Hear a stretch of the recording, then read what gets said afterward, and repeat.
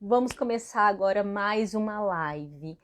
Dessa vez com a doutora Ana Arantes. A doutora, ela é psicóloga, ela é doutora, né, em psicologia, sem contar todo o currículo dela que ela traz. Ela é BCBA, faz parte, é uma das... já vou chamá-la aqui. Cadê? Bem aqui. Vamos ver se foi. Foi. Vamos lá, foi o convite. Ana, tudo Ah, bem? tudo bom. Em vez de vocês verem meu closet, é melhor ver a minha cara. Oh, Pronto. eu sempre revelo minhas intimidades aqui nessas lives, o pessoal vai Não vi que a descobrindo. câmera estava virada. Oi, boa noite. Oi, Dani, tudo bom?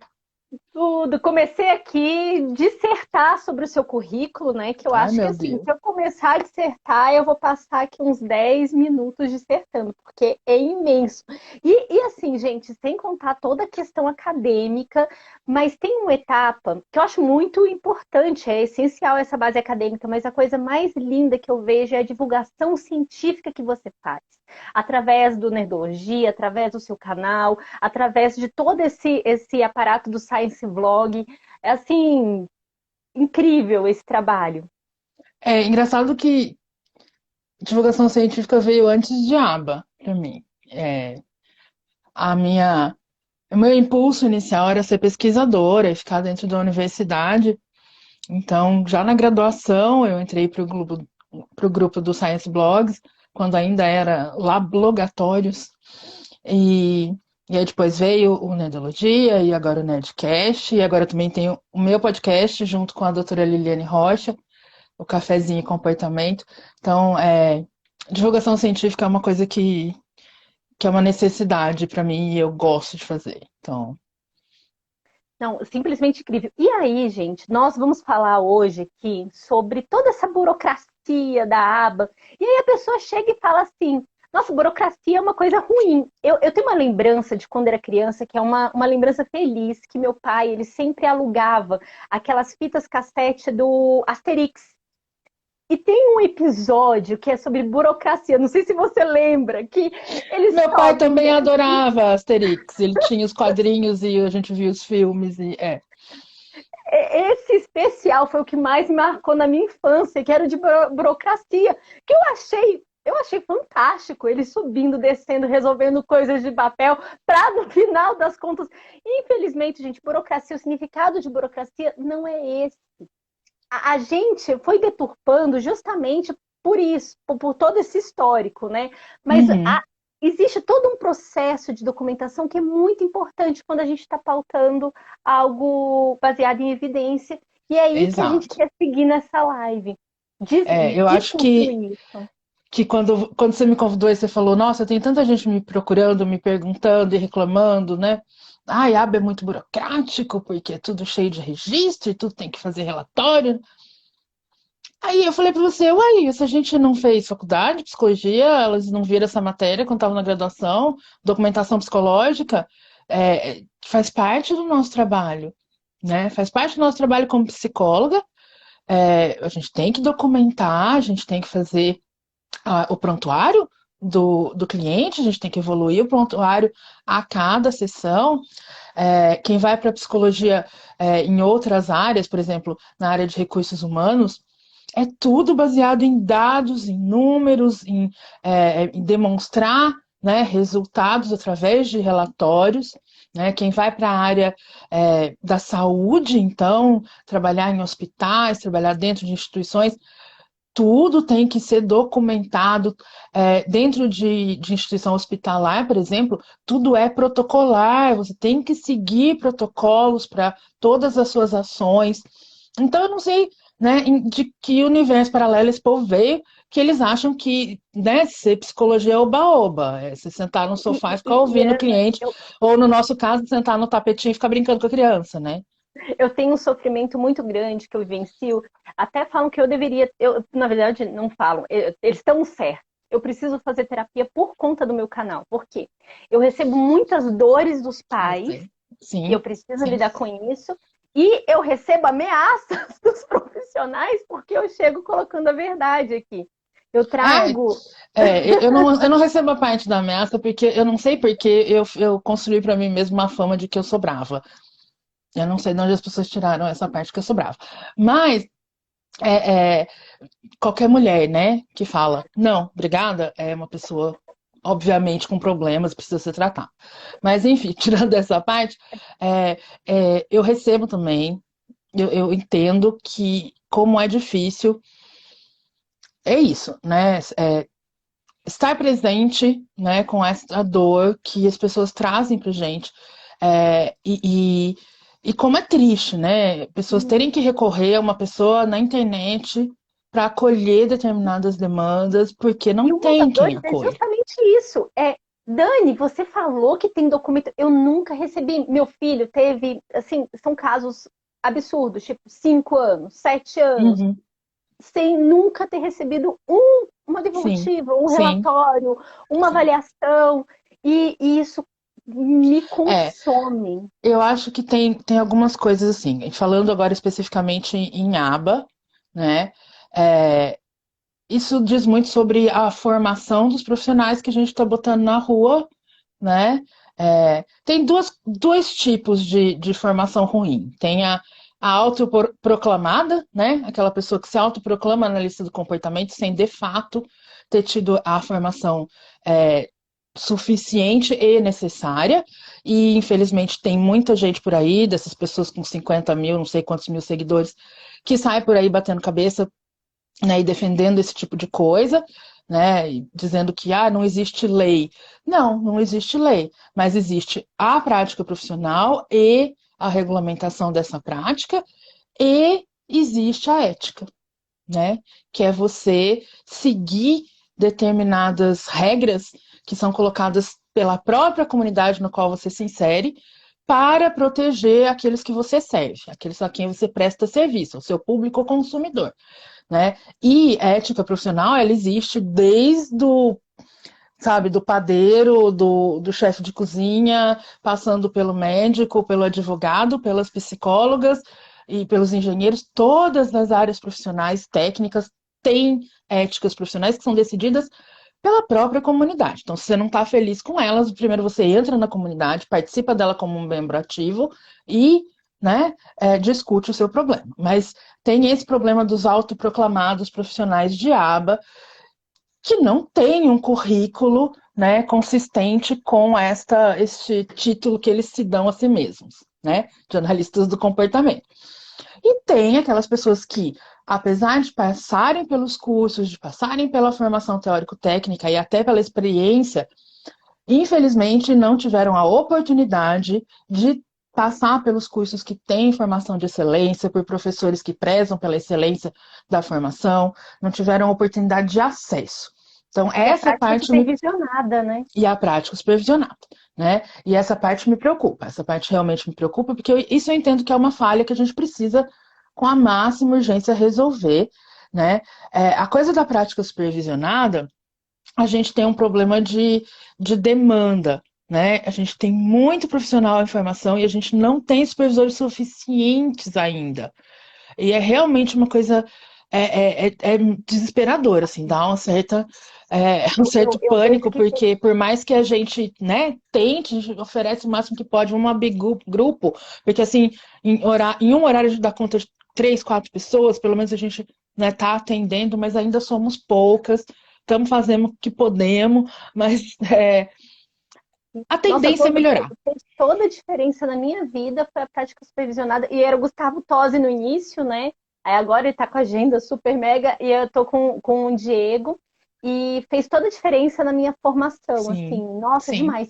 E aí vem a primeira pergunta, que é aquele assim, gente, se prepara, já compartilha a live, porque aqui, ó, só vai ter coisa complexa, boa, que você vai sair aqui com uma bagagem, você vai ter que assistir essa live de novo, inclusive. Ai, meu Aqui, ó. Deus.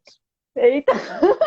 Aqui, por que uma intervenção com evidência torna-se burocrática? No sentido da burocracia, da É, sociologia das organizações, essa questão de procedimentos, regras. isso. Eu não gosto dessa palavra, eu acho que ela já adquiriu esse significado, ela já entrou nessa rede de relações de coisas que são ruins, que são inúteis. Eu diria que ela se torna tecnológica, que é uma das dimensões da análise do comportamento aplicada, né? A nossa prática tem que ser tecnológica. Isso quer dizer que a gente tem que produzir conhecimento, produzir tecnologia. A gente tem que ter protocolos que qualquer pessoa possa seguir e que qualquer pessoa, dada a formação necessária para seguir um protocolo técnico, possa seguir da mesma forma, chegando aos mesmos resultados. Isso é tecnologia, né? Então, por que que a gente tem que registrar dados sessão a sessão? Porque a gente tem que produzir conhecimento sobre qual é o desempenho, como é que o comportamento daquele indivíduo está sendo modificado ao longo daquela intervenção. Por que que a gente tem que seguir protocolos que são protocolos já com evidência de que funcionam, né, que já estão inseridos nas práticas baseadas em evidências? Por que que a gente tem que seguir com fidedignidade, né, fazendo inclusive, né, avaliações de fidedignidade dos procedimentos, para garantir que a gente vai produzir aquele mesmo resultado que as evidências demonstraram que determinados protocolos produzem. Porque senão, gente, quando a gente não faz isso, a gente está enganando o nosso cliente. A gente está dizendo que a gente está fazendo um determinado protocolo, ele conhece o protocolo, mas a gente não está produzindo o resultado esperado, né? A gente já tem uma margem de variação, porque a gente está lidando de variabilidade aí, uma margem de erro, que nem as margens de erro da pesquisa de eleição, sabe assim? 2 para mais, 2 para menos. Todo protocolo que lida com saúde tem uma margem de erro, porque o nosso conhecimento, né, ele é estatístico, né? Ele é probabilístico. Então, a gente sempre tem uma certa margem de variação. Então, para diminuir ao mínimo isso, para que a gente consiga ser o mais preciso possível na hora de aplicar aquilo, a gente tem que seguir o protocolo conforme ele foi construído, elaborado, testado, validado, né? Ah, mas não tem individualização? Sim, os protocolos de análise do comportamento, eles têm a individualização costurada dentro deles, é built-in, sabe? Então, que nem quando você compra um maiô e ele tem o sutiã costurado dentro dele, é exatamente isso. A individualização está dentro. Então, um programa que fala lá, olha, você vai avaliar a criança. Se a criança estiver nesse lugarzinho aqui da avaliação, você vai começar por aqui. Se a criança tiver preferência por tal tipo de aprendizagem, né, você vai começar por aqui. Você vai fazer tal coisa. Então, essas coisas estão todas descritas para o protocolo funcionar. Ai, mas é burocrático, mas é rígido. É rígido para quem não sabe o que está fazendo, né? Ana, uma coisa que eu gosto muito de comentar, que eu estava discutindo uma vez com o Tosi sobre isso, é que a gente está falando sobre acerto e tudo, sobre as intervenções. Eu falei, Tosi, o que eu mais gosto na aba não é o acerto, é a rastreabilidade do erro. Exato! Você sabe exatamente onde deu errado, se você está registrando tudo certo e seguindo passo a passo, né? E mais do que isso, você sabe onde está o erro e sabe como consertar o erro quando você sabe o que está fazendo. Você não está seguindo protocolos como se fossem receitas de bolo, porque isso não existe em aba. Isso não existe em ciência, né? Você sabe por que que aquela intervenção daquele jeito está naquele lugar, daquele protocolo, nesse momento da aplicação. Você sabe por que você colocou aquilo ali. Você sabe por que você fez a individualização que você fez. Você sabe por que você tomou as decisões que você tomou, baseadas nas evidências que você tinha. Então, exatamente por isso que ele produz essa rastreabilidade. Agora, se o profissional está usando um protocolo como se fosse uma receita de bolo, porque ele não tem os fundamentos necessários para estar aplicando aquilo, ele não faz ideia de onde está errado. Porque ele Eu gostei de simplesmente uma, está fazendo o que está mandando, né? eu gostei de uma palavra que você trouxe com as evidências que tinha no momento. Isso daí, gente, tem que ter muito isso na cabeça, que quando a gente está trabalhando com neurodesenvolvimento, a criança não está estagnada ali parada. As coisas Não, vão acontecendo e muda o novas tempo coisas inteiro. vão. E aí foi Exato. o, por exemplo, do meu filho, que a gente não conseguia enxergar o TDAH ali aos 2 anos, e não tinha como, porque a Não formação do tem. cérebro, blá, blá, blá, blá, blá. Não, A gente foi ninguém enxerga enxergar aos TDAH com 2 4 anos. anos. Qualquer criança de 2 anos é um terror, sobe pelas paredes. E aí a gente vai vendo esse processo conforme vai desenvolvendo e várias outras questões também. E aí vem a pergunta que é complicada essa, gente. Porque aí o pessoal vai pirar aqui. Por que entender sobre aba pode ser importante para um psicólogo? Eu acho que todo mundo devia entender sobre água só porque, né, eu acho que é a melhor forma de lidar com um objeto, com, né, o tipo de fenômeno e problema que nós estamos lidando. Mas isso porque eu sou analista do comportamento. Então, respeitando as diversidades, eu acho que sim. Eu acho que nem todo psicólogo e nem toda psicóloga precisa saber de aba, mas aqueles que vão atender pessoas autistas obrigatoriamente precisam, né? Eu estava Então, procurando meu depende para onde livro. você vai. Eu tenho um livro que é de software, que eu amo, que é a Bíblia do software. E lá está descrito sobre análise do comportamento. Aí você fala, mas você está lidando com software. Não, eu estou lidando com Com pessoas. Pessoas aprendizagem, usam é. software. Pessoas usam software. Com aprendizagem e com usabilidade, e com o que controla o comportamento das pessoas quando eles estão naquele ambiente, E, né? e eu sou uma pessoa muito curiosa, Ana. Eu sou uma pessoa, eu sou uma criatura que eu adoro fazer curso de aleatoriedades da vida. E aí eu fiz um curso uma vez sobre o conselho de psicologia e tudo. Que raio eu fui meter nisso, né? E tava falando sobre as práticas pautadas em evidência e tudo. E a aba, ela tá nesse caminho, né? Então Uhum. facilita bastante. É, as terapias comportamentais como, em geral, né? Não vou afirmar 100% porque eu não tenho 100% de certeza. Mas, geralmente, né, profissionais que seguem as linhas comportamentais, as ciências comportamentais, são pautados pela ciência, né? Então, esse é um princípio, né? São ciências comportamentais, tecnologias produzidas dentro da ciência comportamental e, portanto, tem que estar dentro do escopo aí das práticas baseadas em evidência como um todo. Então, as terapias comportamentais são aquelas que sempre têm estudos clínicos, que sempre têm evidências, apesar de ser muito difícil, né?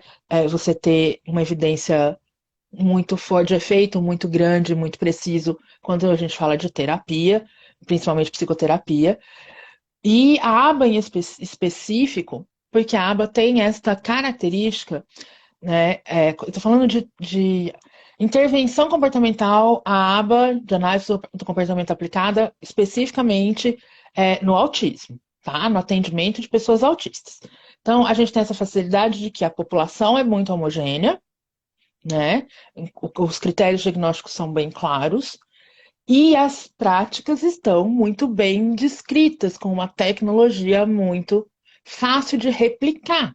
Então, a gente tem uma facilidade de produzir evidências gigantescas dentro dessa área, né? Então, por isso que a gente tem um corpo de evidências tão gigante, tão pesado, tão importante, ao ponto de ser considerado padrão ouro pela Organização Mundial de Saúde, pela Associação de Pediatria Americana e por um monte desses órgãos assim que decidem quais são os protocolos que são válidos para serem aplicados na área de saúde. E é justamente essa questão que veio. Eu lembro de você ter postado uns stories onde você colocou várias questões, né, do Conselho de Psicologia, essa questão das práticas em evidência, a questão das documentações, e daí foi até Isso. um das coisas que nortearam a gente aqui. E você trouxe essa questão do autismo, mas vale lembrar também para o pessoal, gente, que a aba vai, por exemplo, transtornos sexuais. Eu postei ontem, eu fiz uma postagem sobre a questão de a correlação do autismo e a questão de transtornos sexuais e tudo. E transtorno sexual, eles hoje em dia não se enxerga ele de forma isolado, né? Ele está Uhum. sempre relacionado a uma outra comorbidade. E aí, a aba ela vem para ajudar muito nessa questão. Porque a ideia é que a gente lida com comportamento, né?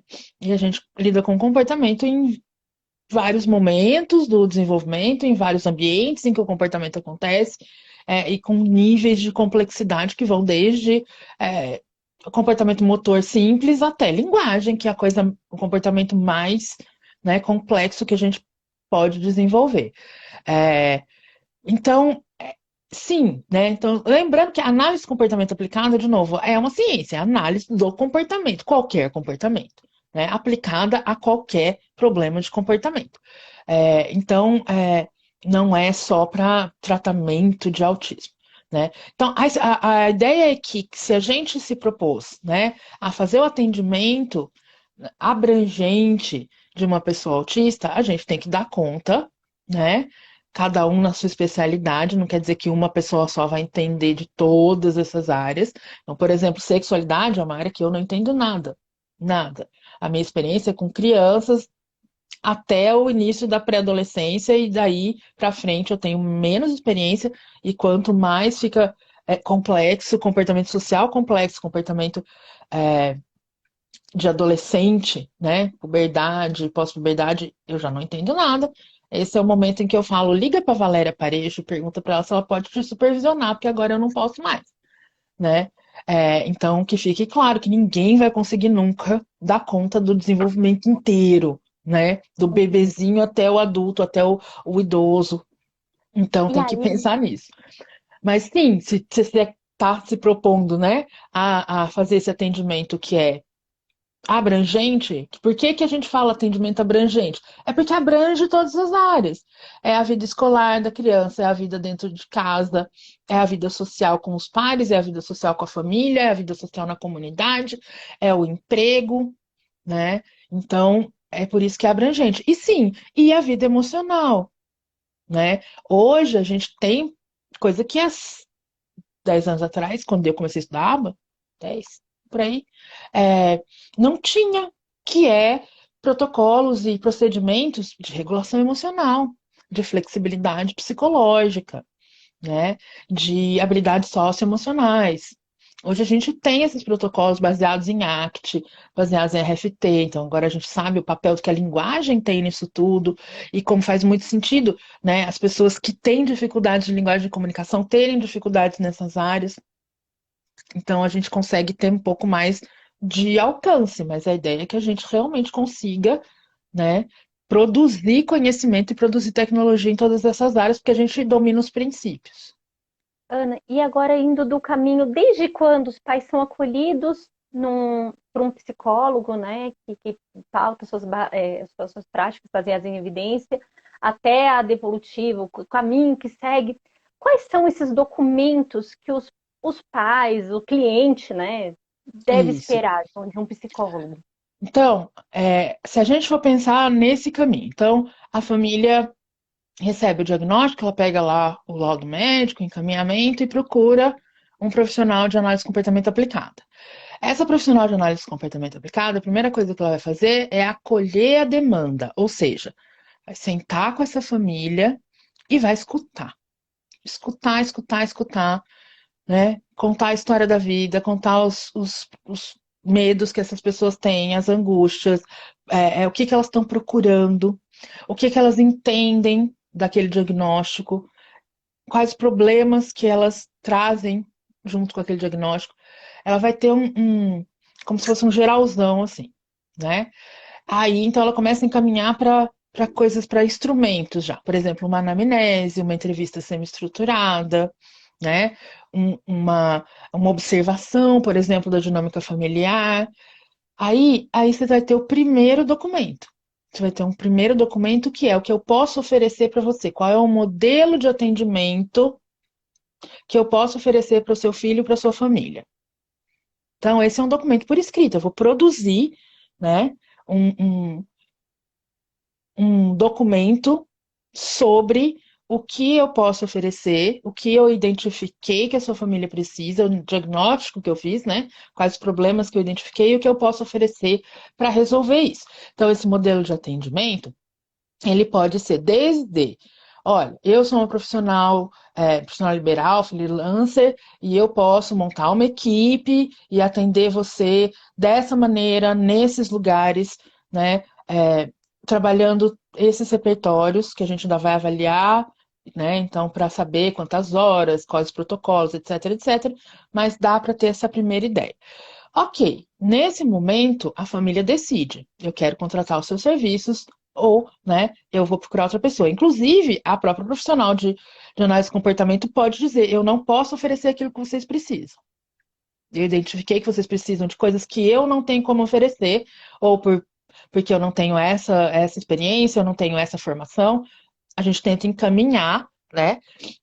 Pode ser isso também, mas enfim, ofereci o modelo de atendimento, a família concordou. Não, eu quero te contratar para supervisionar o caso do meu filho, ou eu quero contratar a sua clínica, no caso de uma profissional que está dentro de uma clínica e que tem um modelo de atendimento que fez sentido para a família, que vai de encontro ao que a família quer, que está alinhado com os valores que a família tem, com aquilo que ela busca para a criança.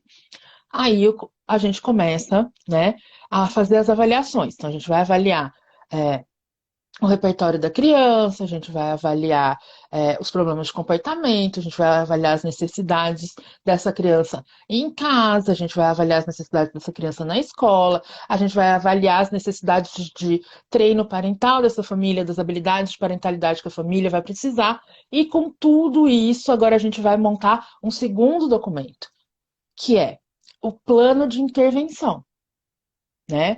Então, inicialmente, você tem um relatório da avaliação de todas essas avaliações, com o resultado de todas essas avaliações, dizendo qual o desempenho que a criança, né, teve nessas avaliações, comparado com algumas avaliações que são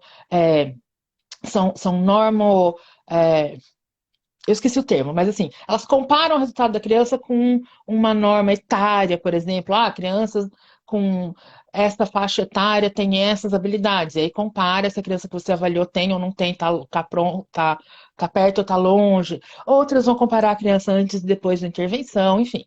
Você vai explicar tudo isso para a família, você vai explicar o que essa avaliação avalia e o que significa o resultado que a criança obteve. E com base nisso, por que você está propondo aquele plano de intervenção? O que é um plano de intervenção? É um documento por escrito que diz, naquele período de tempo que você está combinando que você vai atender aquela família, pode ser 6 meses, pode ser um ano, pode ser, enfim, cada profissional vai combinar com a família aceitando, é um contrato. Então, por aquele período de tempo, o mais comum é que seja um ano, né? A gente costuma fazer contratos de um ano. Então, naquele um ano, quais são todos os objetivos de intervenção que eu vou trabalhar? A criança precisa aprender a falar? Ótimo. Falar o quê? A criança precisa aprender a vocalizar sob controle, fazer ecoico, ela precisa pedir as coisas, fazer manda, ela precisa saber o nome das coisas, fazer tato. E aí a gente vai dizendo todos os objetivos que a gente precisa alcançar para aquela criança, levando em conta a idade dela, né? Levando em conta aonde ela está no repertório em relação à faixa etária dela e levando em conta o que ela precisa para ter uma vidinha bacana, saudável, ser feliz, ser produtiva, ser acolhida, incluída, né, na onde ela está, nos ambientes em que ela circula, os ambientes em que ela frequenta, que isso também vai depender da idade da criança. Uma criança pequenininha é a família, uma criança um pouquinho maior é a família, é a escola e os amiguinhos ali do entorno, né? Os primos, os vizinhos do condomínio. Um adolescente tem uma comunidade muito maior para se incluir, né? Então, você tem outras coisas para trabalhar. Então, tudo isso sempre levando em consideração a necessidade. O que é importante para essa criança agora, né? Aí, esse é o segundo documento. Então, você já produziu o primeiro documento, que é o seu modelo de atendimento. Na verdade, um segundo documento, que é o contrato. Isso é muito importante. Gente, eu fiquei tão chocada quando eu comecei a fazer consultoria para prestadoras de serviço. E as pessoas não faziam contrato de atendimento. Minha gente, vocês não estão vendendo pão. Vocês estão lidando com o desenvolvimento de uma criança. Vocês têm que oferecer uma segurança para a pessoa que está te contratando, pelo amor de Deus. E pior, eu tive uma pessoa falando na minha cara que não ia fazer contrato de jeito nenhum, porque aonde já se viu, as pessoas iam achar que ela só estava pensando no dinheiro, porque contrato é coisa de comerciante, não é coisa de quem atende crianças. Então ela tá fazendo de graça? Porque, pelo que eu sei, o Conselho de Sabe, as Psicologia nem de pessoas graça têm, pode, né? as pessoas têm umas regras malucas na cabeça, elas fazem umas redes relacionais que precisam ser trabalhadas, tratadas, sabe? Mas enfim, então, você produziu um contrato. né? Você produziu um documento de avaliação, um relatório avaliativo. Você produziu um plano de intervenção, né? Dizendo o que você vai fazer. Nesse plano de intervenção, você vai dizer o que é preciso, como que isso vai ser feito e que tempo leva. Então, agora você vai indicar a dosagem do tratamento, né? Olha, para esse tanto de coisa que a gente precisa fazer, eu preciso de 10 horas, 15 horas, 20 horas, 30 horas, né? Tantas vezes por semana. A intervenção é abrangente ou é focada? Abrangente é essa que a gente falou, vai lidar com várias áreas de desenvolvimento ao mesmo tempo. Focada, olha, a sua criança só tem um déficit importante e significativo que precisa ser trabalhado em habilidades sociais comunicativas. Então vamos focar a intervenção nisso. Então agora não precisa mais ser 30 horas.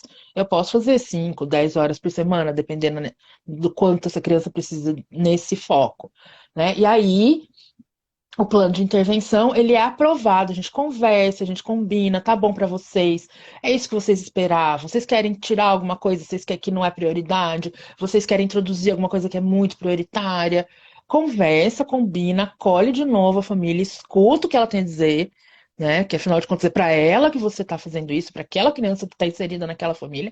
Se houver possibilidade, você vai escutar a criança também. E aí, você, moleque, o que que você quer? O que que você acha mais importante? Por onde você quer começar, né? E vai incorporar isso, chega num documento final, esse documento final é aprovado, assinado por todo mundo, e aí você começa a trabalhar. Aí você, na verdade, você já começou a trabalhar quando você acolheu a família no primeiro dia, tá? O atendimento começou lá. Mas é que muita gente fica nessa ansiedade. Quando que vai começar a intervenção? Bom, a intervenção começou quando o senhor passou por essa porta, meu senhor, né? Mas ok, vamos começar os programas, de fato, né? Então agora nós vamos fazer um currículo. Então eu decidi que nós vamos começar por habilidades básicas, então eu vou começar por habilidades de prontidão por aprendizado. Essa criança precisa aprender a se comunicar, precisa aprender a dizer o que ela quer, o que ela não quer, precisa aprender a tolerar, se separar de uma coisa que ela está gostando muito para se engajar numa atividade que pode ser que não seja tão legal. Essa criança precisa aprender a me dizer se ela está gostando, se ela está dando a permissão dela para fazer aquilo, ou se ela não está gostando, se ela não quer fazer aquilo agora, quer fazer. Então, eu preciso ensinar esses primeiros repertórios, habilidades, que vão permitir que ela esteja pronta para aprender, para receber os programas de aprendizagem. Então, decidi que eu vou começar por aí. Então, eu vou fazer esse primeiro currículo. Eu vou descrever cada um dos programas de ensino, quais são os procedimentos que eu vou usar, que maneira que eu vou apresentar as tentativas, como é que eu vou fazer o registro do desempenho. E aí eu junto isso tudo num pacotinho, faço uma pasta bem legal, onde todo mundo consiga ver tudo o que está acontecendo, treino a equipe para fazer isso, e aí bora começar a aplicar programa. Aí agora eu vou começar a produzir os registros de desempenho, as coletas de dados, né? Para eu poder ir acompanhando e poder decidindo momento a momento, tá dando certo, continua, ela tá indo bem, vamos puxar mais, vamos desafiar, vamos dar um negócio mais difícil, porque ela tá acompanhando, ou nesse aqui não, parece que esse aqui tá muito difícil, vamos parar e vamos avaliar de novo, fazer uma análise mais microscópica aqui para saber se a gente não perdeu um pré-requisito, ou a gente precisa fazer algum ensino antes, ou a gente precisa motivar ela de outro jeito, porque esse troço aqui tá difícil dela aprender. E aí a gente vai continuar, daqui para frente a gente está continuamente produzindo registros. O registro ele não é um documento psicológico em si, ele é um documento de trabalho, ele é uma ferramenta de trabalho. Periodicamente a gente vai sintetizar esses registros e vai produzir outro relatório, agora um relatório de intervenção, um relatório de evolução da intervenção. E aí, de novo, você vai ter que, lá quando você apresentou seu modelo interventivo, você vai combinar com a família de quanto em quanto tempo você vai apresentar esse relatório evolutivo. Então, você pode, eu gosto de fazer ou 3 ou 4 meses. Na minha experiência, é tempo suficiente para a gente acumular dados que mostrem, que dê para ver um desempenho, né? E também não é longe o suficiente que a família fica meio sem notícia do que está acontecendo, que ela tem que acompanhar o que está acontecendo. Então, aí deu 3 meses, 4 meses, a gente senta e vai olhar esse relatório. E aí eu vou dizer para a família, olha, lembra aquele objetivo lá que a criança tinha que pedir pelas coisas que ela queria? Então tá aqui. Olha, ela atingiu, ou não, ela está na metade do caminho, ainda falta fazer isso e isso. Olha como era ela na primeira semana que a gente começou esse programa e olha onde ela está agora. Por isso que a gente faz gráficos. Gráfico é uma maneira da gente demonstrar o que está acontecendo de maneira fácil de entender. Se eu der uma planilha cheia de número para a pessoa, até a pessoa achar o que está acontecendo, ela não vai visualizar. O gráfico é uma maneira da gente visualizar a aprendizagem. Quando eu faço uma curva acumulada de frequência de resposta, eu estou demonstrando, estou desenhando como foi a aprendizagem daquela criança. Eu posso dizer, olha como ela aprendeu rápido, a curva é super acelerada para cima. Olha, esse aprendizado, ele é constante, tá vendo como a curva ela é quase uma reta? Então, eu posso mostrar isso de modo que a pessoa que não necessariamente está acostumada a ver gráfico, ela vai aprendendo a olhar para o gráfico e extrair dali a informação importante. E esse é o documento que eu vou periodicamente fazendo. Aí, chegou no final do meu plano de intervenção, eu reavaliei a criança, eu cheguei à conclusão de que, olha, tá vendo aqui, a sua criança ela tá dentro da faixa etária, com todos os repertórios que ela precisa, ela está bem socializada na escola, está se comunicando bem para uma criança da idade dela, talvez ela não precise mais de intervenção. Então, eu vou fazer um relatório de alta, né? Vou dizer, agora ela está dentro de todos os parâmetros, quando em autismo a gente sempre fala em alta assistida, né? Que é, ok, eu dei alta para você porque agora você não precisa de mais de 20 horas. Vou fazer um desmame, diminuindo essas horas aos pouquinhos, porque a gente não vai tirar tudo daquilo de uma vez. Aí eu posso produzir um outro documento, chamado um documento que vai de transição, relatório de transição. Como é que vai ser feito isso, planejar isso, patati patati, né? E diminuindo aos pouquinhos, e a gente fica observando, a gente faz uns follow-ups, tipo, uma vez a cada 2 meses a gente liga aí, tá tudo bem? Né? Ou a gente tá sempre ali, ó, o telefone tá à disposição, aparecer um problema de comportamento, você teve dúvida sobre alguma coisa, liga que a gente vai olhar. Pode ser que precise de uma intervençãozinha pontual ou não. O que acontece é que geralmente, assim, você começa a intervenção precoce, a literatura tem mostrado que entre 4 e 6 anos, se a intervenção foi bem feita, a criança ela não precisa mais de tanto apoio, né? Claro, isso vai depender se tem outras condições associadas, né? Se tem DI associado, TDAH associado, mas na maioria dos casos, uma boa intervenção precoce que começou ali por volta dos 2 anos, com entre 6 e 8 anos, a criança não precisa mais de tanto apoio.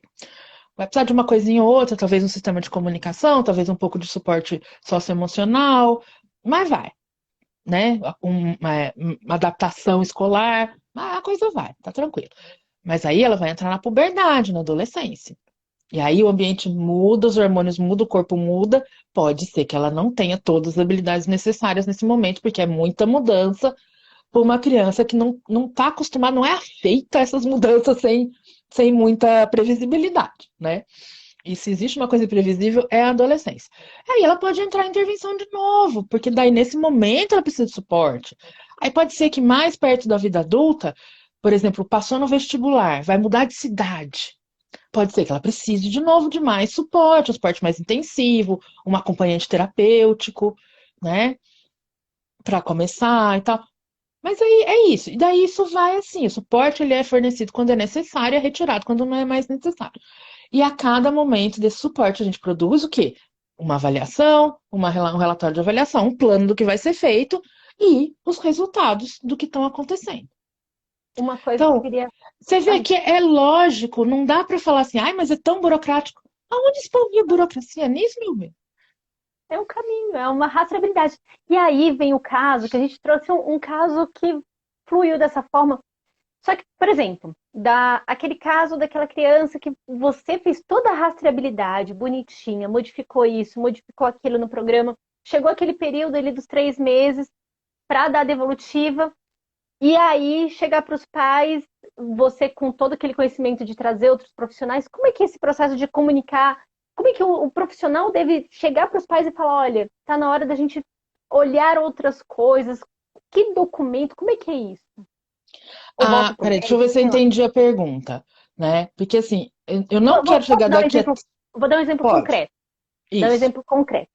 Aquiles, a gente tinha uma dificuldade imensa com ele, dele pegar a canetinha e riscar. Só isso, ele Hum, soltava. hum. Ele soltava.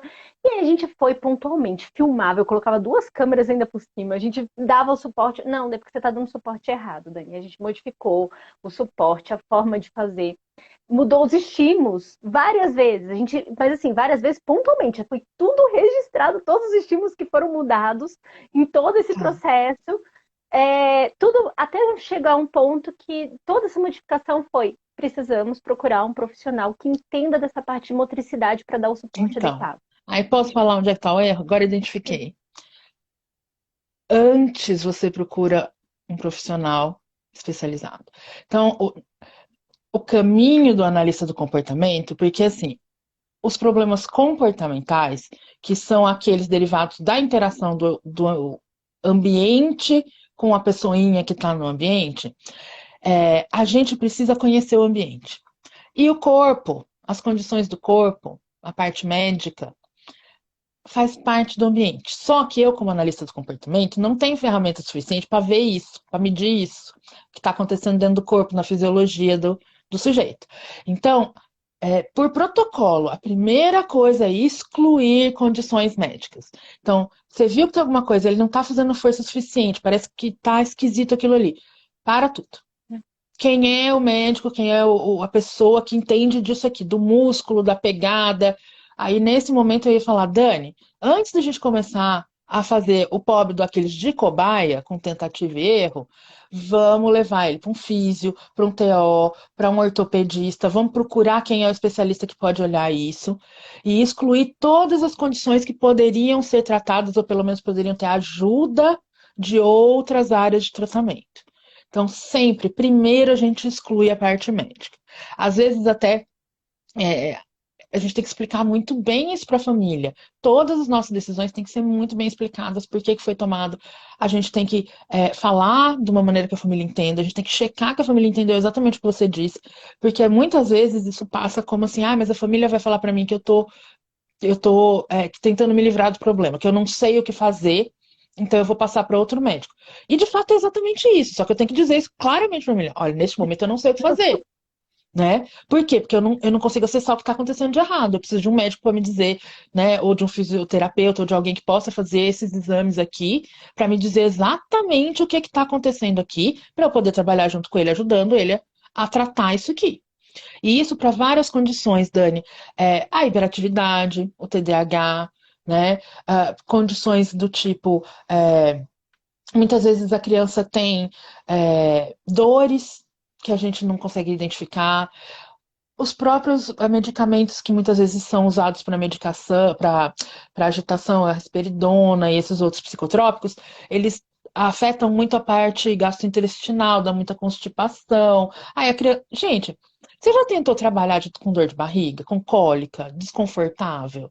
É muito ruim, você não rende. Por que que você quer que a pobre da criança renda a mesma coisa que você quando ela tá com dor? Sabe assim? E com o agravante que muitas vezes essa criança não tem as ferramentas de comunicação ainda para dizer que ela está com dor, né? Ou ela tem questões sensoriais, como hipossensibilidade, em que ela não sente a dor, mas a doença está ali, ou o problema está ali, está causando, né, desnutrição e desidratação, um monte de coisa. Né? Então, primeiro exclui condições médicas, biológicas, fisiológicas. Primeira coisa. Empacou num negócio, você viu que tem alguma coisa estranha, vamos procurar o que que é isso aqui. E sim, a gente precisa das outras pessoas, a gente entende de comportamento. Comportamento é um organismo em contato com o ambiente. O que tem do lado de dentro desse organismo, eu já não tenho ferramenta mais para entender. Então, eu preciso procurar alguém que tenha essa ferramenta, né? E trabalhar junto. As pessoas estão aqui falando, eu quero a Ana para mim, a Ana supervisora. Gente, eu já tentei, eu já namorei a Ana, não sei quantas vezes fala, Ana, Ô, gente, entra na fila. Ó, eu tô entra na no fila fio. primeiro, só para deixar claro. Eu já Sabe o entrei que que nessa é? É fila. que eu descobri que eu sou muito mais efetiva se eu, em vez de cuidar da criança, cuidar dos profissionais que cuidam da criança. Então, eu tô nesse caminho aqui, tá? Ensinando as pessoas a fazer as coisas direito. Porque eu consigo ensinar 10, mas 10 conseguem atender 200.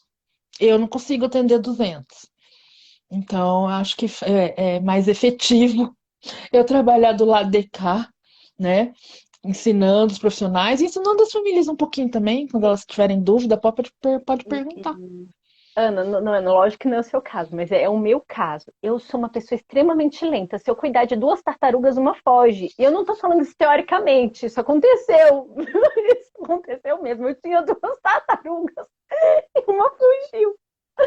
Então, Ai, assim, vocês veem senhor. o meu nível. Eu, para fazer atividade com Aquiles, eu tenho que manipular o ambiente para não acontecer nada de errado. Então, eu tenho que primeiro pensar, não, como é que a Dani funciona para conseguir fazer? Então, muitas vezes eu consigo orientar melhor uma pessoa que faz de forma. Porque eu tenho as minhas limitações, que é uma lista imensa. Eu aprendo muito rápido as coisas. Teoria, assim, pá, pá, pá, pá. Mas na hora, parece que meus. Não sei, gente, não sei explicar. Meu cérebro pensa e o corpo não vai. Eu É sei isso. perfeitamente, entendeu?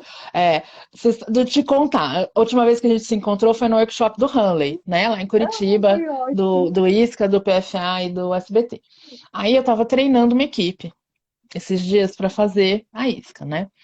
Aí eu fiz igualzinho o Hanley mandou, né? E igualzinho eu pratiquei lá com o meu clientinho que eu pratiquei com ele. Eu agachei, fiquei olhando para ele, né? Aí eu levantei, bati a minha palma, segui o baile. Fiz isso na segunda tentativa, na terceira tentativa, a Dani fez assim.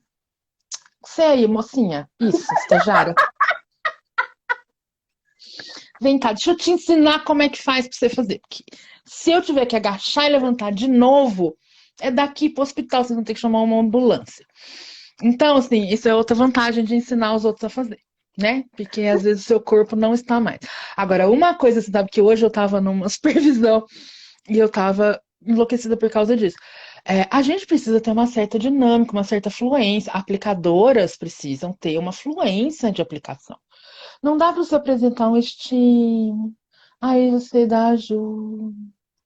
Aí você dá a estrelinha na mão da criança, aí você fica 2 horas tentando fazer a criança colar o velcro da estrelinha no lugar certo. Aí você faz o registro. Cara, eu assisti uma sessão que no tempo que a pessoa aplicou 3 tentativas, eu tinha feito 30, juro pra você. Aquilo me dá uma agonia. Então, assim, tem que ter. E é isso, é você saber, né, o que que tá faltando e ir atrás de aprender. Ou de achar alguém que faça melhor do que você, né? Você trouxe uma questão que, por exemplo, eu só consigo, eu só no início, quando eu fui aprendendo sobre todos os modelos, blá blá blá, eu fazia justamente esse negócio daquele PTT bem tradicional, Quadradinho. enfim, que quadradinho, hoje em dia eu já estou totalmente na questão progressiva e assim vai. E o que deu muito certo foi a questão de tarefas, o embedded, né? Trabalhar uma coisa atrás da outra e aproveitando, Isso. justamente por esse dinamismo. E outra, eu não me perdia com esse negócio de que você trouxe assim, ah, parou, aí pega, anota, reforça, Ai, não. Senhor Jesus Cristo, não. E Faz aí, 3, 4 tentativas, aí você dá um negócio pra criança, troca pelas estrelinhas e você anota rapidinho. E outra, gente, eu acho que isso também, voltando para o nosso assunto original, a coisa do registro. Por que que tanta gente reclama tanto do registro? Eu acho que, de novo, por alguns motivos, assim, várias variáveis. Então, essa folha de registro, o instrumento que você vai usar para registrar a resposta, foi bem produzido? Foi bem feito? Porque, de novo, a gente analisa do comportamento, a gente tem que olhar para a tecnologia com a qual o indivíduo né? Tá produzindo comportamento, tá controlando o comportamento do indivíduo. Então, assim, se for uma folha de resposta, que é uma coisa desse tamanho, cheia de quadradinho minúsculinho, que a pessoa tem que ficar com a régua. não. Uou! O que vai? O que foi aí que caiu? Ah, não, é porque, gente, eu sou muito desajeitada. Eu vou pegando as coisas sem noção. Por exemplo, aqui que eu fazia com aqueles, que eu tô até produzindo para colocar no meu site pro pessoal. Eu colocava assim, fazia, se acertou aqui, eu ia colocar esse é o programa, esse programa, esse programa. E eu ia riscando. Isso aqui é uma forma da gente registrar. Existe Isso, hoje essa forma progressiva, um pouco mais flexível. O importante é que seja. Eu trabalhei registrar. 3 anos num laboratório de metrologia. E a gente. É o estudo das medidas, né? E é justamente, se você padroniza, se você tem uma métrica, isso que importa mesmo. Você vai fazer isso do outro dia, Nossa, do outro dia, do outro dia, e conseguir fazer essa comparação ao longo do tempo. isso. Isso. E assim, você tá pensando que você tá com uma pessoa que tem que dar conta de dar atenção para a criança, não quebrar o contato visual, tá atento, anotar uma coisinha rapidinho. Então, se você faz uma folha desse tamanho, cheia de quadradinho assim, que a pessoa tem que botar uma régua para saber onde ela tá, ela não vai registrar, o dado dela não vai ser fidedigno. Entendeu? Ensina a pessoa a fazer 3, 4, 5 tentativas e guardar na cabeça, ou fazer uma anotaçãozinha que é só um tiquezinho. Que é isso aí que você mostrou, sabe? É um tique, um É. tique, um tique. É independente com ajuda, sem ajuda. Esses Acabou. aqui são os amigos. Eu coloco, às vezes, um dentro de um. Eu pego vários desses aqui dentro de um paninho, enrolo o pano, coloco Olha, vários em sequência e vou tec, tec, tec, tec, tec, tec, tec. cadê? Peraí. Tem um que eu arranjei agora, Dani, você não tá entendendo. Olha as Ai, coisas meu que tem Deus dentro do da céu. Lá gaveta. vai, Ó. vou começar a gastar Timer dinheiro. de macaco, Ah, porque o timer de macaco é legal. Cadê? É porque é uma gaveta que tem de tudo. Tem reforçador, a gente faz a tem festa fidget. no. A gente não pode ir nessas lojas de cozinha, dessas coisas, que Não, começa a ver esse negócio. achei. Dani, esse aqui, ó. Ah, esse Esse aqui é um digital. contador de ponto para quem faz tricô. Sim. Você acha na Amazon. Você bota ele aqui no seu dedinho. Tá vendo? Prende ele aqui com o negocinho aqui. Eu comprei um desse, só que o bicho não dura. É que eu comprei um daqueles Não, eles não genéricos. duram, você tem que comprar um monte. Aí, ó, ele é digital, mas ele tá aqui no seu dedinho, você só vai clicando. Ai, é muito Ó, bom. Muito bom. Eu adoro coisa eles fizeram digital. ele aqui. Só, Porque pra isso isso aqui só você falta anda com Bluetooth. ele, sabe? Aqueles comportamentos assim que você tem que. E aí tem isso, tem alguns comportamentos, né, que você tem que registrar ao longo, quando ele acontecer, principalmente quando a gente está lidando com problemas de comportamento, né? Então, toda vez que a criança é, morder, né? Morder, se morder ou morder outra pessoa. E aí você tá com isso aqui já grudado no seu dedo, porque aqui você sabe que você vai registrar toda vez que acontecer isso. Então você consegue fazer as coisas, né? Então, gente, essas coisas são a tecnologia que ajuda a gente, entendeu? É, O Gustavo é me deu isso, uma dica uma vez de falar facilita a vida. que eu tava na rua, né? Na rua fazendo trabalho com a Kiris. Ele falou assim: Dani, coloca feijão no bolso. Você vai passando feijão de um bolso para outro. Pega Exato, essas pulseiras, troca uma pulseira de um braço para o outro e depois você registra isso. Você tá na rua, não dá tempo de você ficar riscando papel nenhum, não. exato. Você tem que conseguir fazer isso. E quando a gente, principalmente, você está como acompanhante, como terapeuta, fazendo trabalho na comunidade.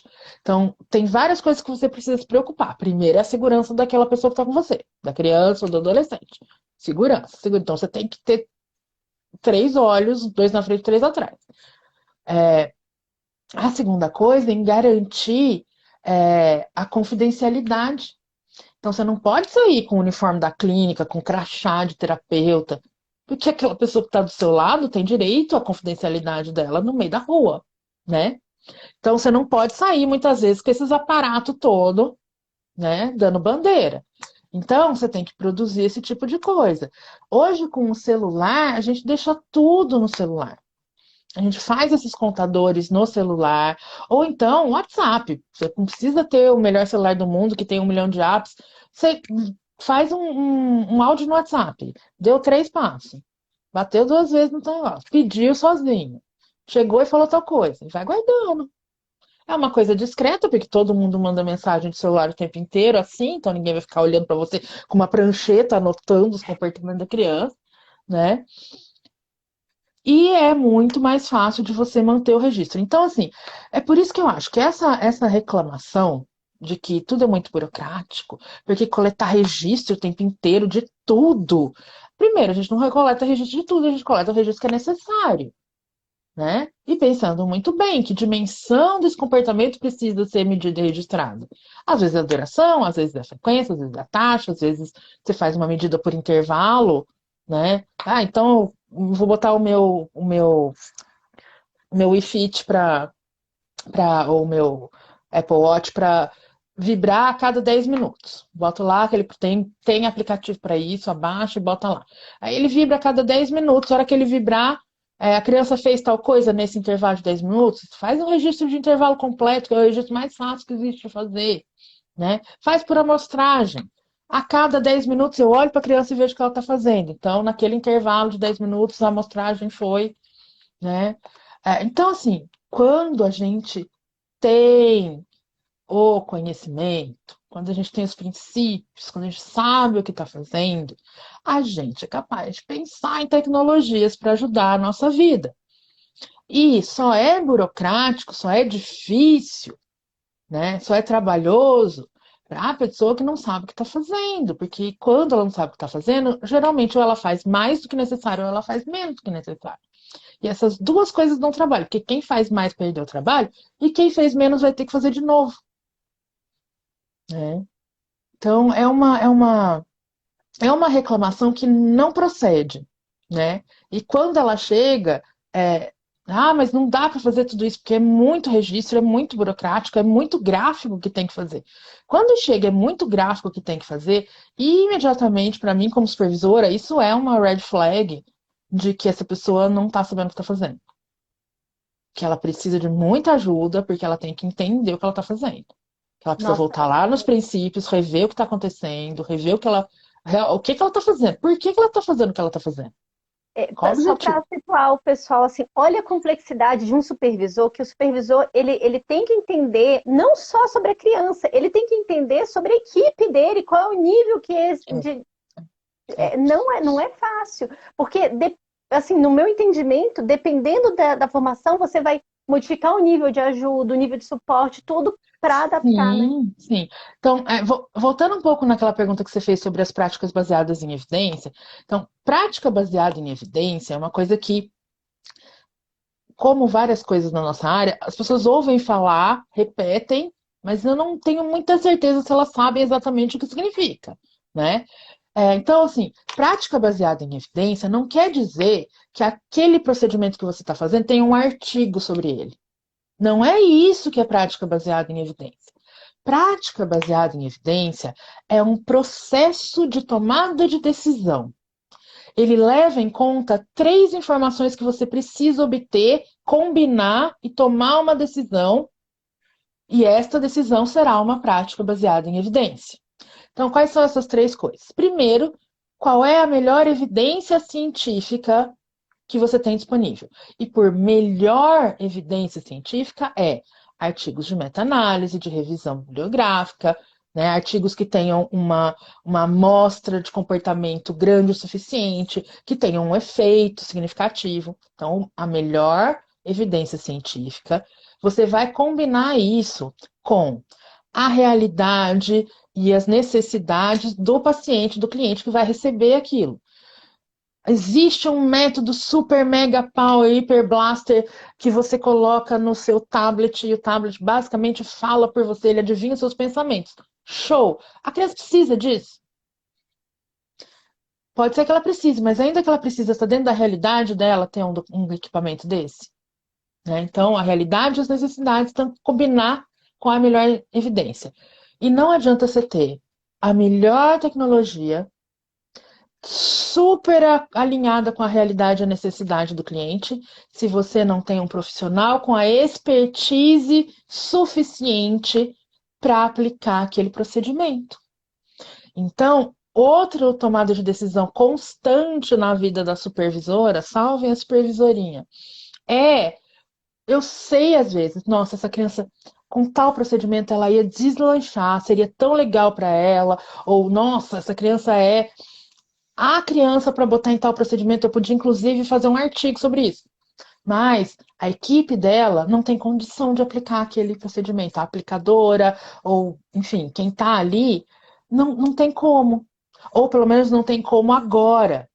Né? Eu vou ter que planejar um treinamento, eu vou ter que planejar como é que vai ser feito esse treinamento, em que momento, quem vai dar, qual vai ser o critério de aprendizagem. Depois desse treinamento, eu vou ter que dobrar a supervisão, porque vai ser uma aplicação de um procedimento que eles não têm, que essa aplicadora não tem, que essa terapeuta não tem experiência, então tem que estar com uma supervisão muito mais intensa, né? Então, isso a gente tem que estar pensando o tempo inteiro.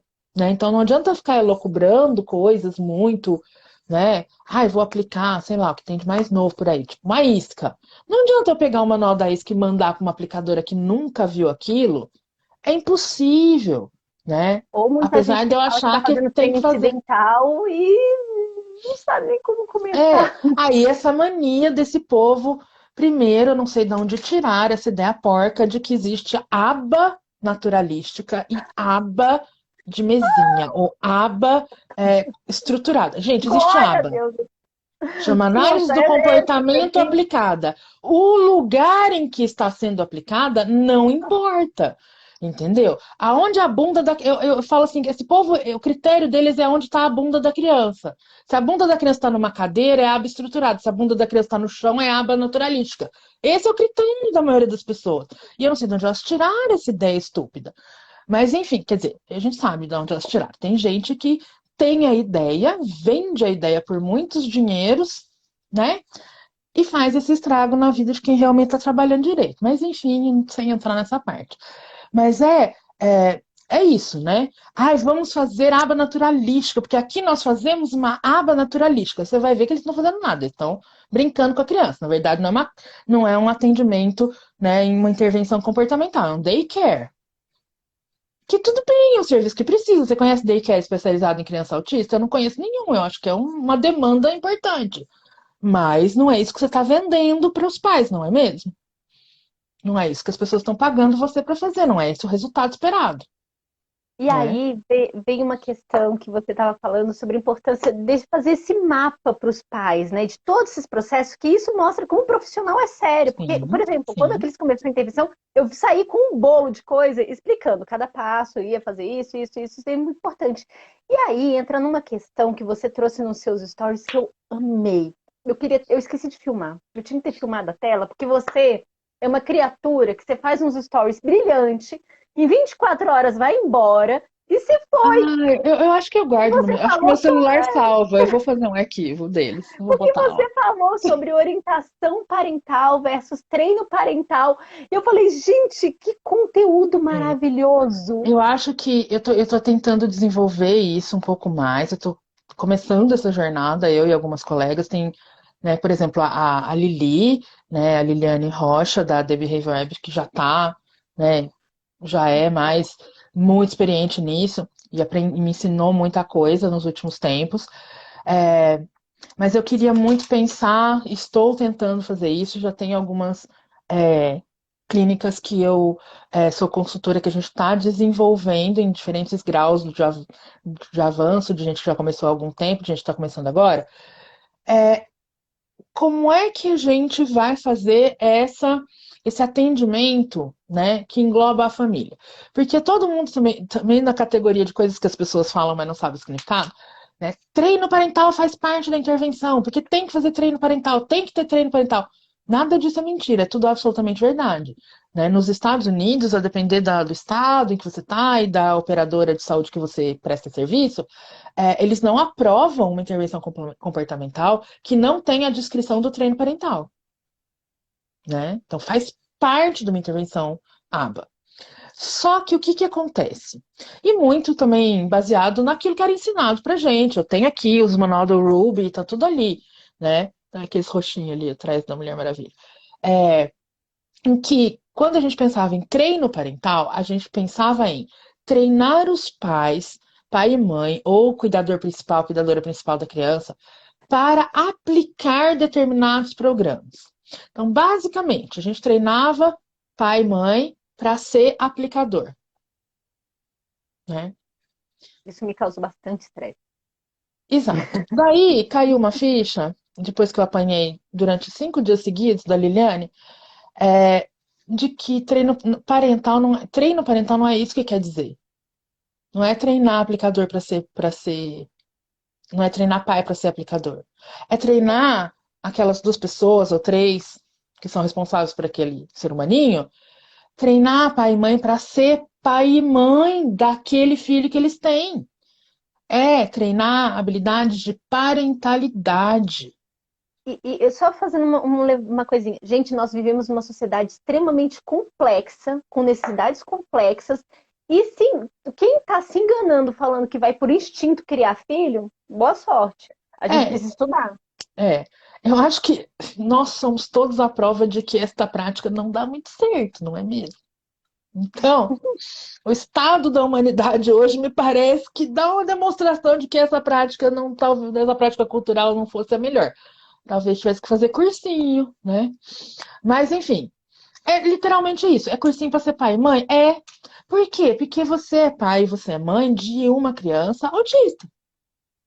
Então, ainda que você tenha outros filhos típicos, é diferente. Aquilo que você aprendeu com as crianças típicas, na maioria das vezes pode não se aplicar. E outra, porque você é pai ou você é mãe de uma criança atípica, neurodiversa, e a probabilidade de que você também seja neurodivergente é muito grande. Então, pode ser que você também não tenha tido essas experiências da maneira como você precisa ter com seus filhos. E não é precisa ter para ser normal. Não, é porque é importante para o desenvolvimento deles como crianças e de você como pai dessas crianças, como mãe dessas crianças. Né?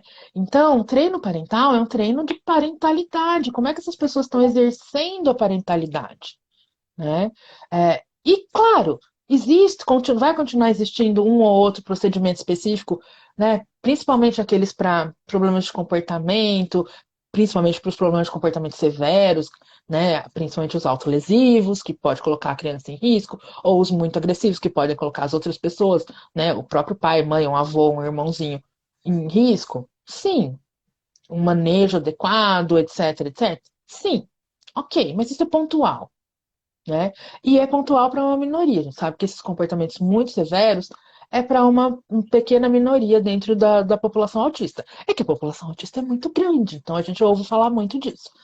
É, então, assim, e o treino de habilidades parentais é só uma parte desse atendimento à família, né? Então, eu ando separando na minha cabeça, eu não sei se eu já cheguei no meu modelo ideal, mas eu estou categorizando desse jeito. Tem o treino de habilidades, que é treino de habilidades, é ensino de habilidades. É igualzinho a gente faz com a criança, só que a gente vai fazer com o adulto. Ensinar com procedimento de ensino, que usa dica, tentativas de ensino, registro de desempenho, critério de aprendizagem. Igualzinho, né? E usando o procedimento que a gente usa para ensinar habilidades, que é o Behavioral Skills Training, né?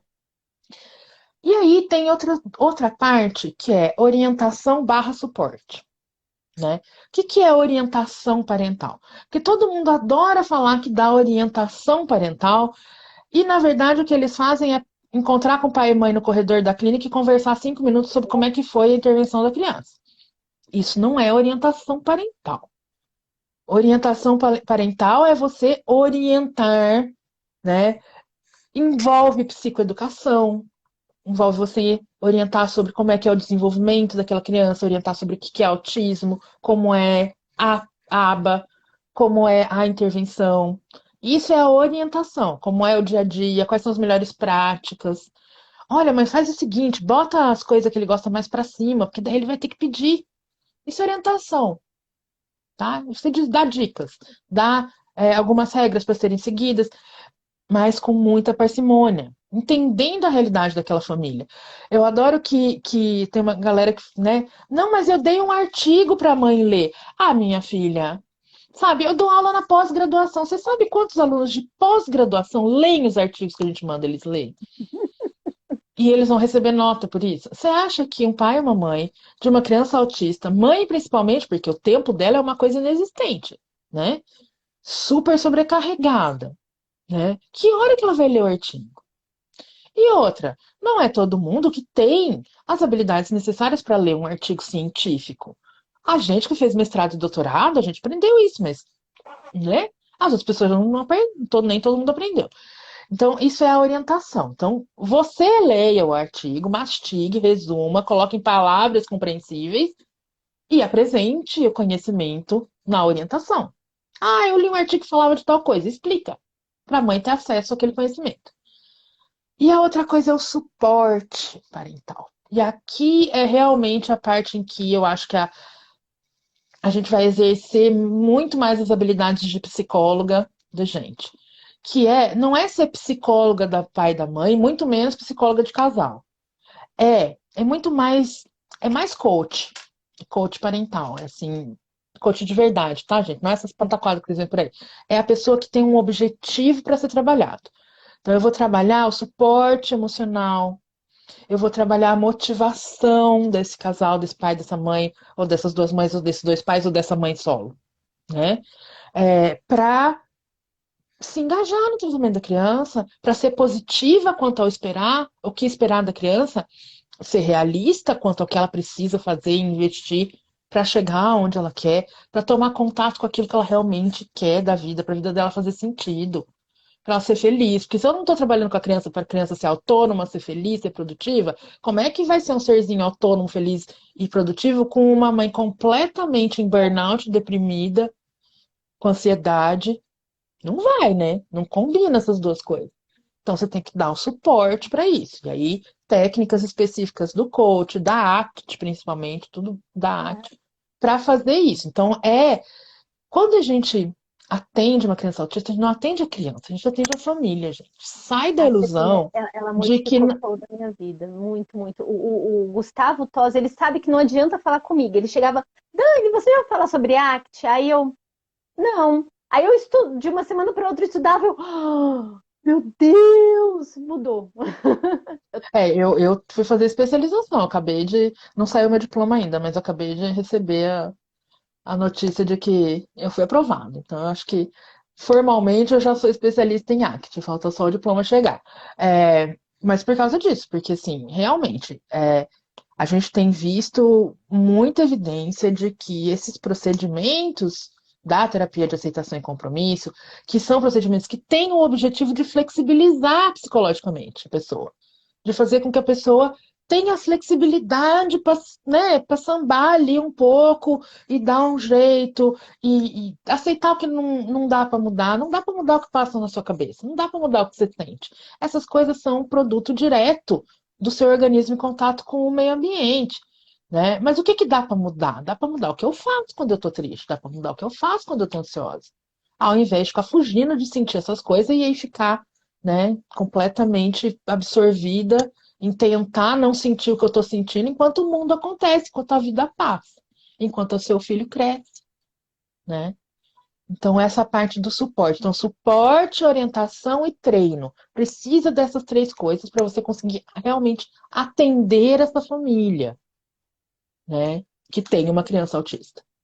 O que você falou, assim, me acolheu completamente, porque eu vivenciei, assim, eu entrei nesse ramo de estudar, eu sou da engenharia, e eu fui, você sabe, a gente conversando, eu fui 3 pós-graduações ao mesmo tempo, fazendo todos os cursos que eu via na internet, todos, todos, aparecia para mim, eu comprava e fazia. Então, e supervisionada por um psicólogo, supervisionada por uma fono, por uma terapeuta ocupacional e uma físio. Eu estava pagando tudo isso de supervisão e fazendo todos esses negócios ao mesmo tempo. Eu estava enlouquecida. E Exato. aí chegou um período que eu lembro que eu passei quase 6 meses chorando todos os dias. Chorando todos os dias. Por quê? Eu ficava enlouquecida. Eu via ali na pós, eu via as taxas, aí a professora falava, olha, aqui a gente trabalhou com os nossos ATs com uma taxa de resposta de aplicação por tentativa de tantas vezes por minuto. Eu tenho que alcançar isso. Aí eu começava a me mensurar, porque eu tinha que melhorar meu tempo. E A assim, galera que faz 180 tentativas por minuto, né? Do eu, Precision Teaching. Não eu precisa. tava Você vai ser, o Aquiles vai ser datilografista para fazer 180 respostas por minuto. Então ele não precisa desse treino. Mas eu eu tava entendo completamente, né? Porque é isso, as famílias estão sobrecarregadas. Eu vou falar das mães, tá, gente? Que é que importa aqui, desculpa aí, mas é verdade. Porque são as que estão sobrecarregadas. Então a gente tem uma taxa de divórcio de casais que têm um filho com deficiência de 78%, enquanto a média da população em geral é entre 50 e 52%. Né? A gente tem uma taxa de abandono do pai da participação na criação do filho com deficiência que passa de 80%, 85% por aí. Né? Então, nós estamos falando com as mães. Essas mães que precisam trabalhar para sustentar esse monte de terapia, o tempo inteiro na insegurança se o plano de saúde vai cortar ou não vai cortar. E olha, eu já estou falando com uma minoria desse tamanho que é a galera que tem plano de saúde. né? Porque a grande maioria das mães está aí, se é que tem um diagnóstico, né, no desespero. Então, assim, a pessoa está ali numa insegurança brava, tendo que trabalhar para pagar um monte de coisa, com uma criança com a qual ela não consegue se comunicar, muitas vezes, né? Correndo de uma terapeuta para outra, porque os médicos enlouquecem e botam uns laudos que é.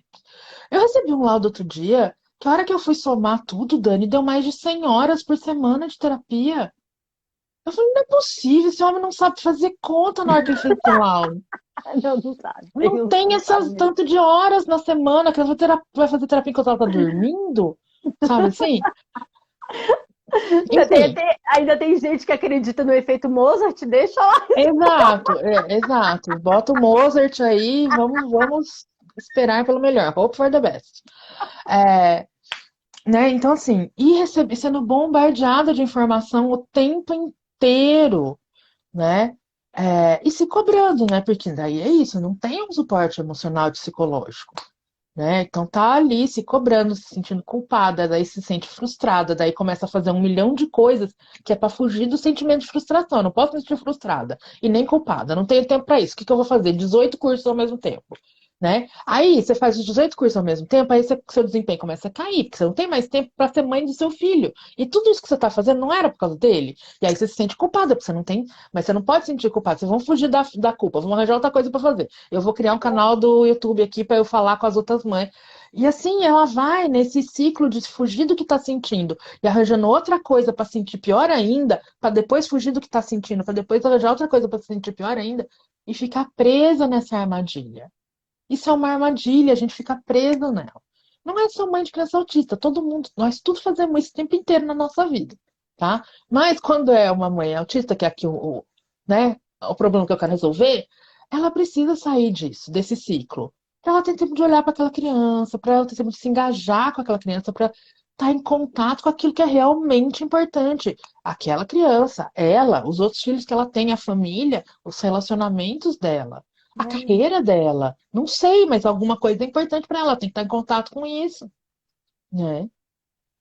Então tem que dar suporte, gente. Essas coisas não vão cair no colo das A, pessoas, elas não vão acordar um dia iluminada, né? a CT me ajudou totalmente nisso. E assim, a sensibilidade que o Gustavo Tosi ele teve comigo, de saber que não adiantava ele falar todas aquelas coisas, mas se ele me desse para ler, estudar, porque eu estava justamente nesse ciclo. Eu tenho que estudar por conta do meu filho. Dani, eu acho que a CT vai ajudar bastante. Não foi para aquele, foi para mim. E aí foi essa sensibilidade dele É, eu deslanchei. Foi e uma das bastante. coisas que a ACT ensina a gente é que, e como analista do comportamento, nossa, eu passei 2 anos de especialização, 18 meses, de especialização lidando com isso. Eu acho que ainda vai mais um tempo de terapia. A gente, como analista do comportamento, principalmente quando a gente trabalha com ABA, né, atendendo pessoas autistas, crianças autistas, a, a gente é muito treinada para solucionar problema. Então a pessoa chega com problema e a minha cabeça já tá, como é que ela tem que fazer para sair daí, que procedimento que eu vou usar? E a ACT ensina você a parar e falar assim, a pessoa que mais entende desse problema é ela, não sou eu. Eu não tenho a solução para o problema dela. Porque a única pessoa expert nesse problema é ela. Essa pessoa é expert na sua própria experiência, não sou eu. Então, esse exercício de se colocar no lugar e falar, eu estou aqui com você, eu estou presente. Eu posso te mostrar um ponto de vista, uma maneira de você enxergar uma solução para você mesma? E aí a gente vai guiando essa jornada. Mas se a gente chega, ó, é o seguinte, a solução para o seu problema, Daniel, é o seguinte, você vai fazer um cronograma, uma rotina diária, tá bom? Vamos botar aqui o lugarzinho, a hora que você vai ter para estudar, a hora que você vai ter para brincar com o Aquiles, o que que ele vai comer no almoço, que hora que você vai fazer supermercado. E aí Mandar tomar soluciona o seu banho. problema, tá bom? Gente, faz quantos anos que nós estamos fazendo isso? Dani, fala para mim. Faz quantos anos que a gente tá fazendo rotina da casa, fazendo rotina da mãe e da criança, fazendo treino de habilidades de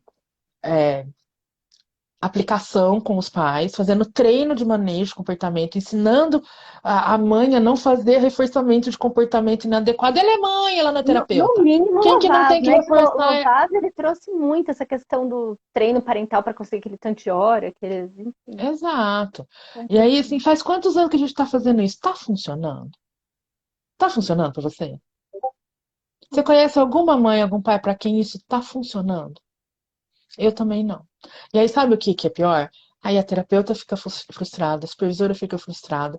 E aí, na nossa cabeça, é assim: duas coisas passam. Eu sou incompetente, eu não sirvo para isso, eu não estou ajudando essa família. E aí, como essas coisas são muito ruins de pensar, né? E aí a gente tenta fugir, esquivar desse pensamento que é muito ruim, porque a gente se sente frustrada, se sente diminuída. Essa mãe não cuida bem do filho dele. Essa mãe não tá nem aí para terapia. Essa família não se engaja no tratamento. A criança não tá melhorando, a culpa é deles. Nem o meu problema resolveu, nem o da família resolveu, e o mais importante de tudo, que é quem realmente importa aqui.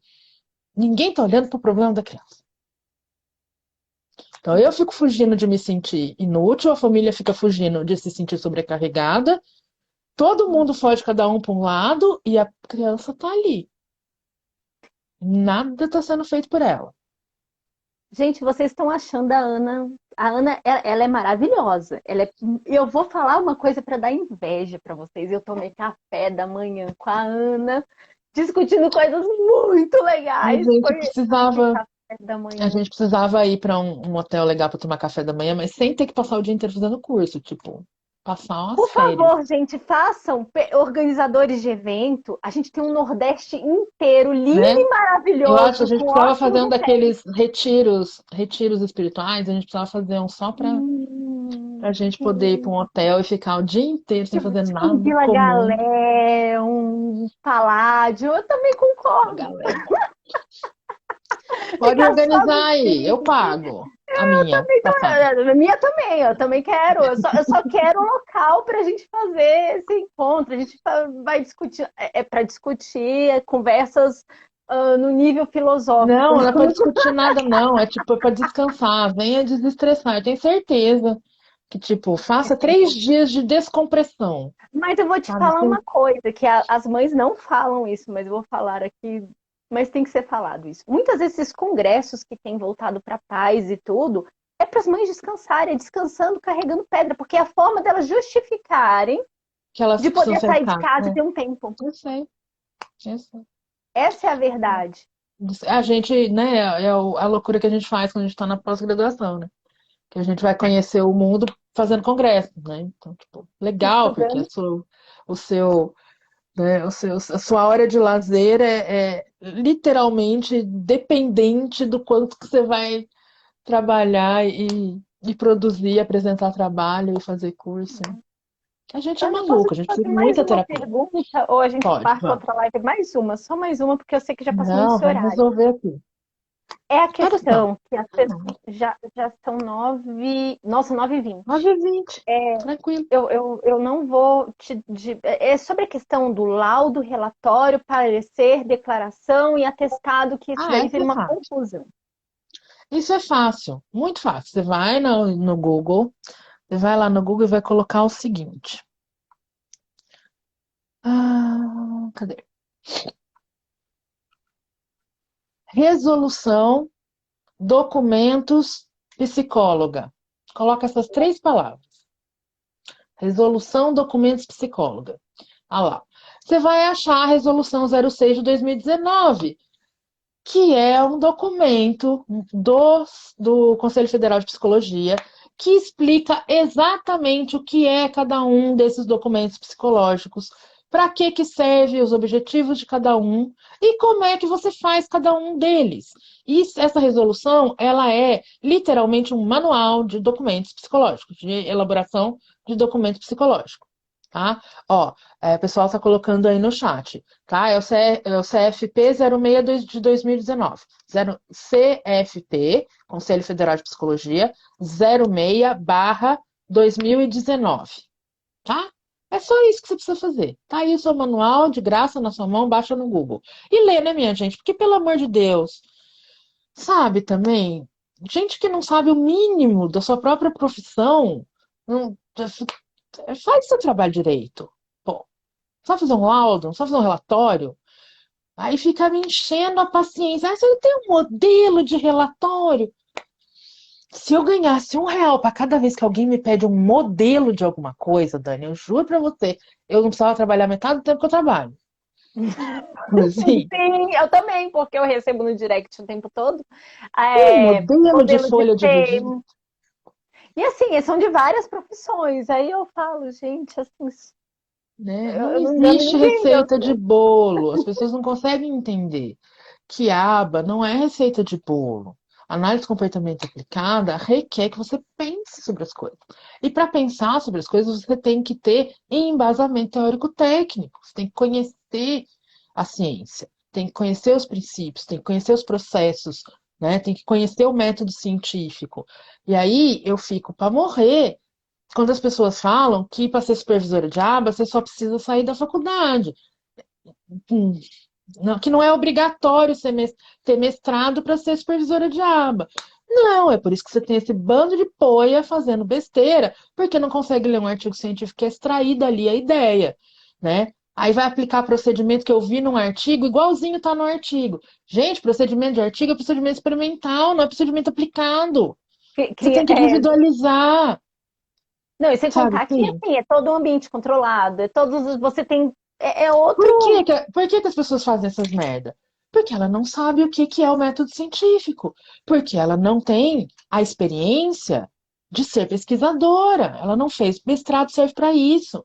Não é porque é chique ter um título para botar na parede, né? Não, é porque você precisa ter treinamento científico, entender o que é um método científico, entender o que é um artigo, saber ler um artigo, saber ler criticamente um artigo científico, saber decidir se uma informação é válida ou não num artigo científico. Não é só porque está escrito que é verdade, né?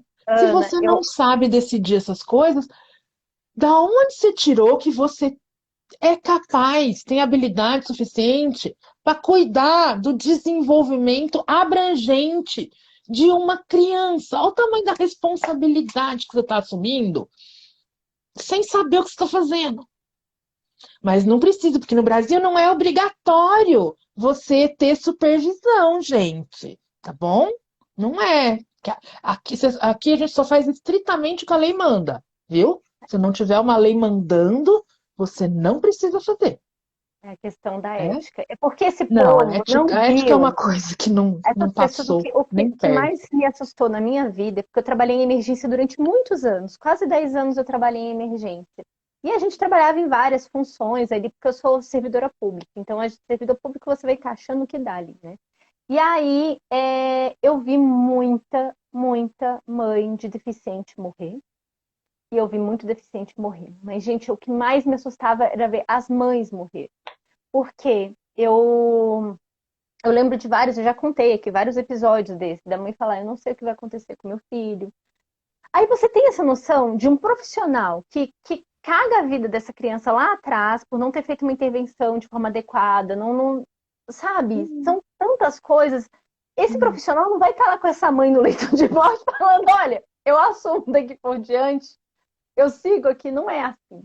Não é assim a vida. E assim, eu acho que é realmente assim, eu não acho que todo mundo faz isso porque é ruim ou porque quer enganar os outros ou tirar dinheiro dos outros, ou enfim. Eu acho que algumas pessoas estão até com boas intenções, mas enfim, já dizia o ditado, né? O inferno tá cheio de boas intenções.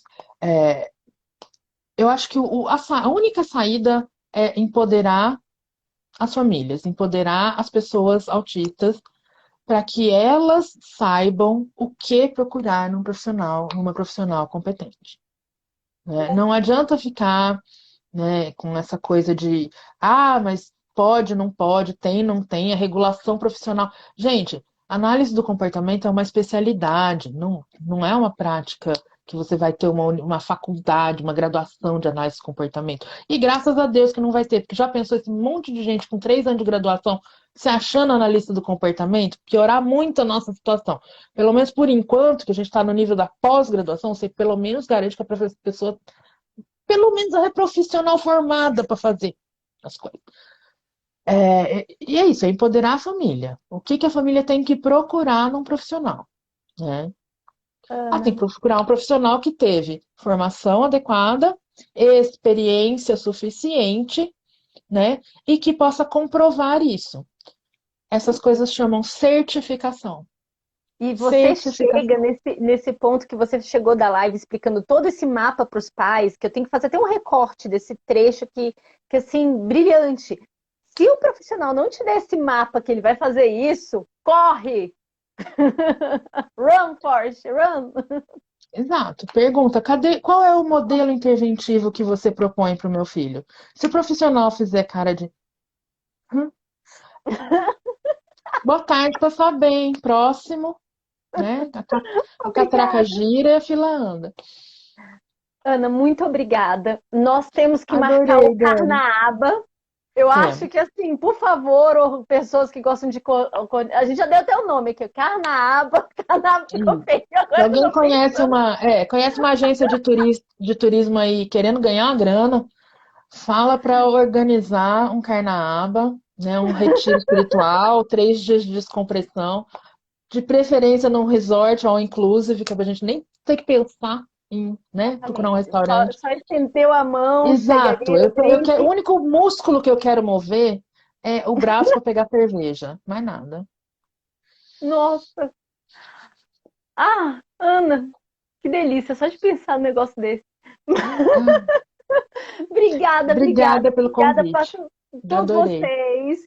E até a próxima, ó. Daqui a um tempinho eu vou estar lá te atazanando de novo. Beijo, gente. Até Beijo. mais. Tchau, tchau.